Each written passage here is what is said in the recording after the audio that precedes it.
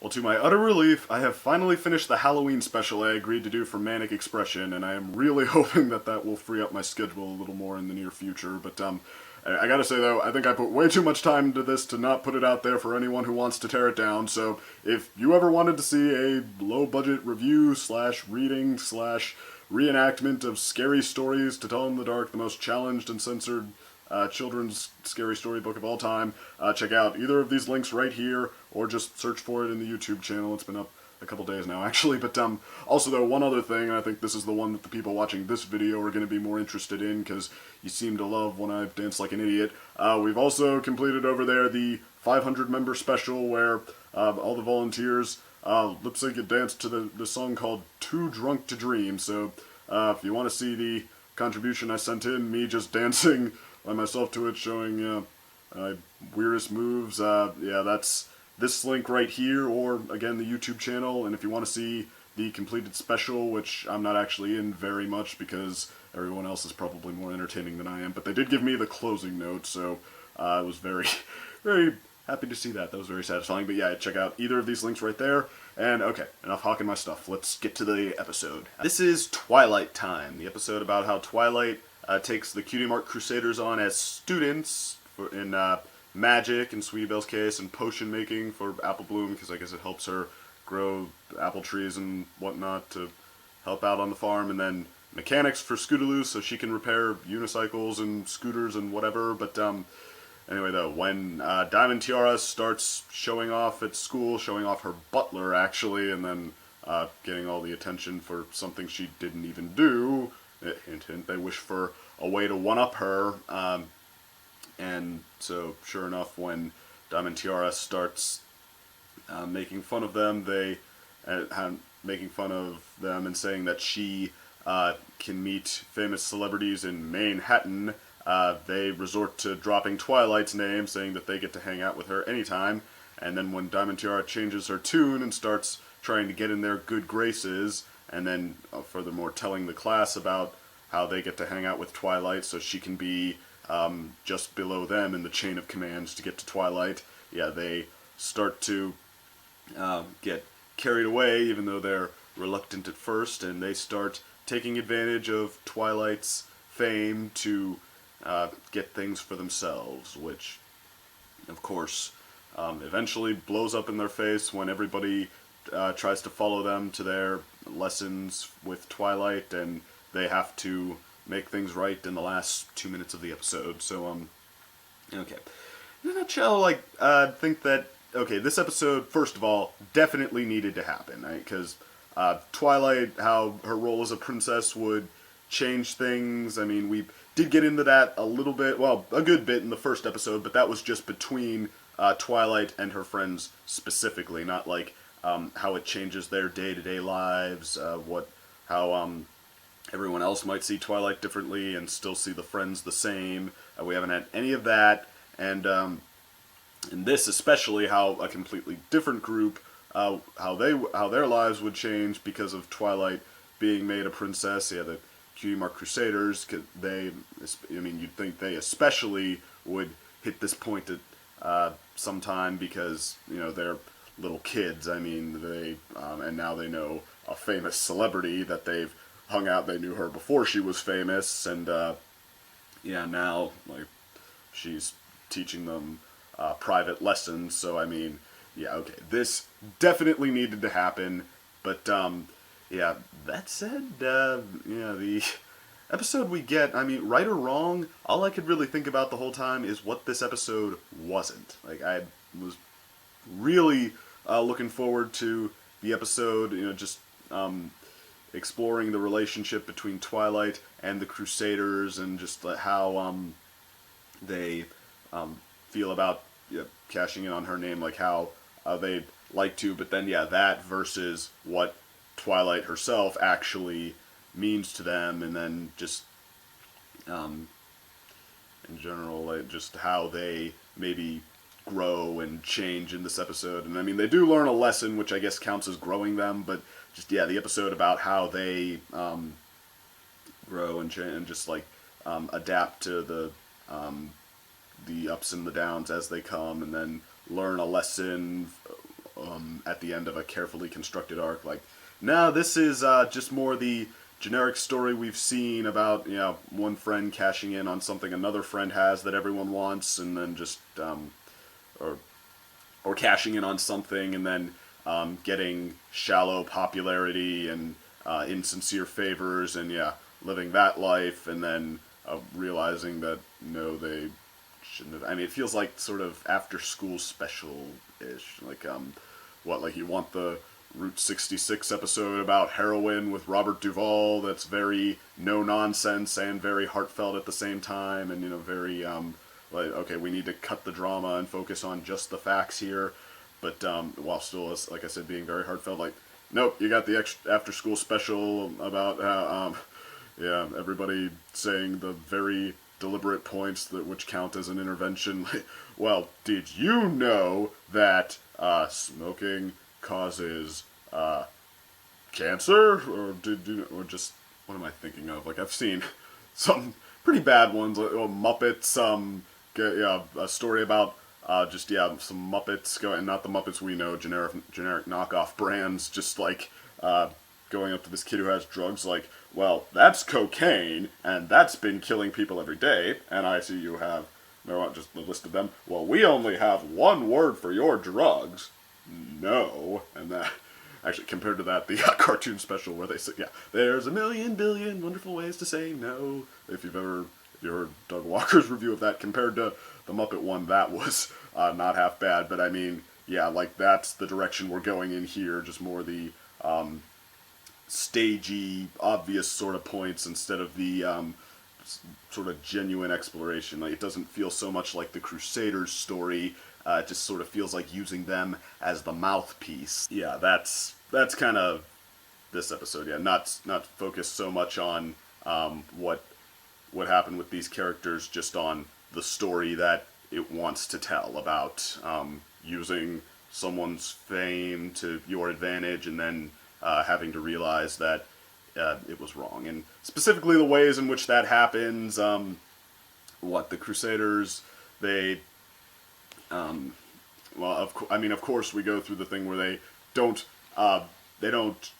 run with it right away. They're a little bit reluctant, but of course Diamond Tiara is putting the pressure. Well, I guess that in and of itself is not so bad, but just like how it spirals out of control. Like, it's almost as though the episode is putting the pieces in place for them because it really wants to get to the part where they're cashing in on Twilight's name. It's like, okay, it's important for that to happen, so just one way or another, let's just let it happen. They invite a few people to eyeball Twilight at a restaurant, and the whole class shows up. Why not? Like I said, it feels sort of after-school special-ish, like the students who start doing the Crusaders all these favors and treating them so well. Like, they don't really feel like individual characters. They feel like one just synonymous entity. Just like, they're the one entity who, if you cash in on fame, someone else's fame, you get favors from them. You get treated like a celebrity by them, instead of maybe just like individual characters asking them, hey, when's the next Twilight time? Hey, do you know what Twilight would say about this? Hey, I was hoping that Twilight could help me with, like, no, they're just basically one entity that have things they can give the Crusaders in exchange for Twilight time, and and then Diamond Tiara. Well, she's just Diamond Tiara. I mean, I guess that's what it was, but well, actually, though, the way she's able to kick this into motion, like the Crusaders, they're reluctant at first, and having Diamond Tiara force it on them. Like, we never actually see them taken to a point where they would try to step this up, and not where they would sort of try to cash in on that. They just, like I said, it just doesn't really feel like we're getting into the, like we're taking them to a low place so they can realize what went wrong and then work their way back to even a higher point than they were before. They just feel like sort of the mouthpieces for this message. And then, and actually by the end I said single entity for the students. By the end they like literally become one entity. They just form an angry mob and start following the Crusaders around like, Twilight time, Twilight time. Yeah, that happens in, what are they, in middle school? I don't even. So, okay, I thought that was just sort generic sort of way to get the point across, and then, what else? Like, Twilight, actually, Twilight herself keeps sort of presenting them with opportunities to realize that, okay, wow, Twilight is a good friend. We should maybe reconsider this. Like, every time, the first few times, when a mob shows up asking for her autograph, she's really nice about it. She signs a bunch of them. When they show up at the end, like, okay, can Twilight, we didn't mean to bring everyone to Twilight time, we know what you said. She's like, well, okay, actually, I mean, I was just hoping you would get the most out of it, but if you want to share your time, I'm down with that too. So, I mean, yeah, but, okay, they never really take advantage of that, just like to maybe have the Crusaders rethink their stance. I mean, it just like sort of keeps going on this path, like, okay, it's building and building, and the Crusaders are cashing in on it more and more until finally they're busted. And then, yeah, the most forced moment of all, the way in which they're busted. They have the kid who may or may not be the kid from Luna Eclipse. He has the same British accent. He's about the same size. I don't think he looks the same, but he was wearing a costume at the time. I might not have gotten a good look at him, but yeah, he was calling himself Pipsqueak the Pirate. So, but anyway, yeah, whether he's the same kid or not, yeah, he's the one who gives them away. Like, Twilight asks him what he wants to learn in Twilight time, and he says, I want to learn to be a Cutie Mark Crusader. Oh, well, why? Well, so I can know a famous celebrity and get my classmates to do whatever I want them to do and be really, really popular. And if I could quote Foghorn Leghorn here, yeah, boy's about as sharp as a bowling ball, because that was really, I mean, even ignoring, like, what, you don't realize you sound like kind of a selfish brat there, kid, kind of a punk, yeah, there's that, and then you're talking to that celebrity right now. It's like, you don't think that that's kind of rude, or, you know, we like cashing in on you, Twilight. But, okay, even taking that out, like, if he's dumb enough not to realize what a jerk he sounds like, and just what a selfish punk he sounds like to the celebrity he's saying he wants to cash in on, that wasn't what they were talking about. Like, I think even the densest of first graders, and he's supposed to be a little older, I'm pretty sure, would be able to comprehend that, yeah, when somebody asks you, do you want to learn magic, potion making, or mechanics, one of the options is not the club that 3 of the people in the room happen to be in on their own. Like, it just, and I mean, I didn't really agree with Doug Walker when he said that he always hated the liar revealed trope, but I mean, this kind of episode I can kind of see what he's talking about. Just like, alright, we've got all the pieces in place, and now it's time for the Crusaders to be exposed for their lies, even if this really isn't how that would happen. And just like, forget that noise, this is the moment where they are exposed, where they are in the spotlight. We've got them. Just, like, really, it seems sort of forced, but, okay, so, you get it. I guess I'm making kind of the same point over and over again by now. Just, yeah, forced, obvious, did not feel very genuine, missed the opportunity to get into, I think, what would really be interesting to explore here, what it does to the Crusaders, how they specifically grow and change, and, yeah, their relationship with Twilight. But, well, that said, I mean, yeah, that still doesn't mean it's a bad episode, because, like I said, this really needed to happen, so, okay, as many opportunities as it misses, does it drop the ball entirely?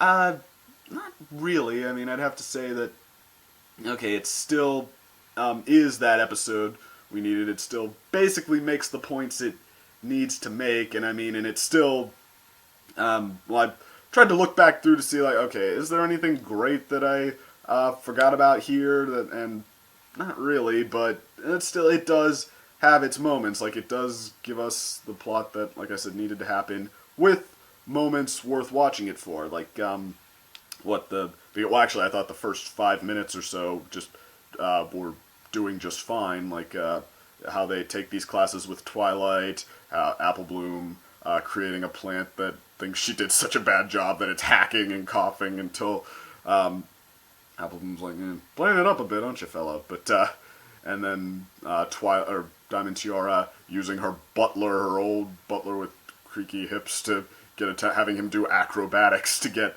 attention. That was pretty funny. And how they, when Diamond Tiara has them in a corner and she's laughing at them, how they resort to dropping Twilight's name. That was, that felt, very, kind of like how that would unfold. So, I mean, yeah, it was doing just fine there. And then, even as it started to go into the more played up perspective, like having the Crusaders use Twilight without seeming to feel that bad about it, it still had its moments there. Like, Twilight at the restaurant, and that was pretty cute, how she's just gobbling down a burger, saying she's really hungry, like everybody's come to eyeball her, and she does not look like a glorious celebrity worth eyeballing. She has sauce all over her face, and she's stuffing it down. And granted, that never really seemed like Twilight's thing. I mean, that because we've seen that kind of thing with Pinkie Pie and with Applejack. Not so much with Twilight, but we have seen, I guess, instances where, yeah, Twilight, she's not Rarity. She is someone who will let her hair down, and who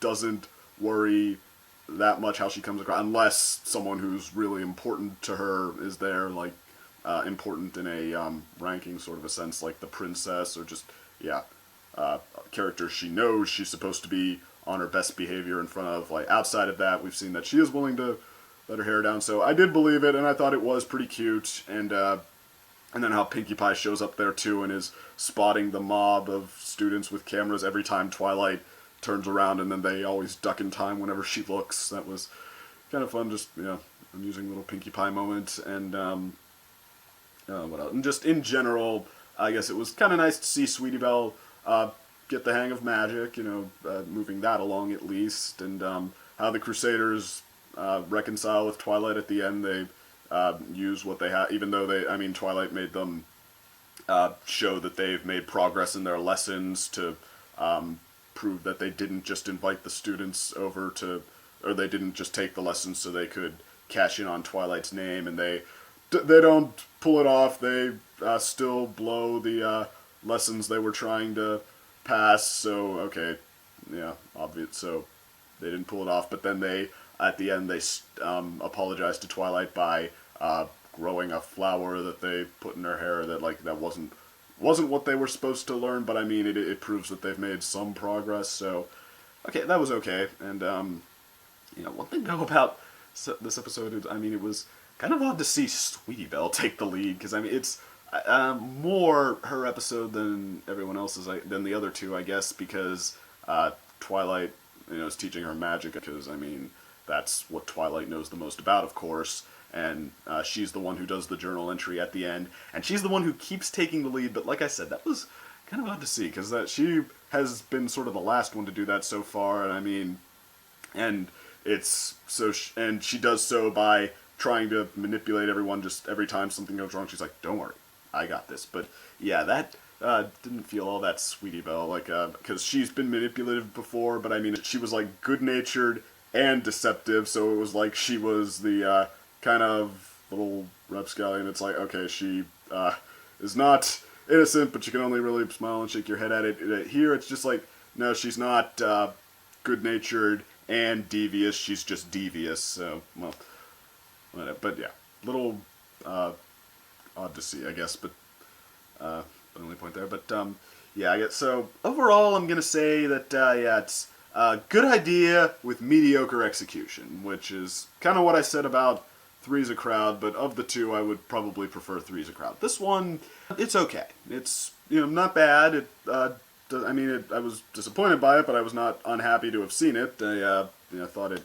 was worth watching, so, yeah, it's okay, but the streak has definitely been broken. Yeah, this is a far cry from a great one, so, alright, but that, yeah, 11 episodes left. I'd say that means that pretty much anything could still happen, so, yeah, and we'll start looking at that next time with It Ain't Easy Being Breezy. So, alright, take care, see you then.